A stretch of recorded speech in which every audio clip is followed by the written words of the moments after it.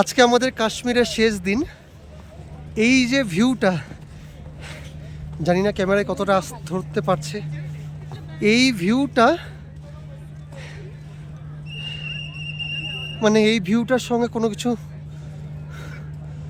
তুলনা করা যায় না। কাশ্মীর কেন ভূস্বর্গ, এই দৃশ্য দেখলে সেটা বোঝা যায়। এত সুন্দর দৃশ্য, উফ,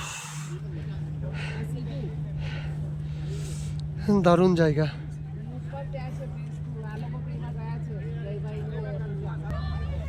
সবাই ফটো তুলতে ব্যস্ত,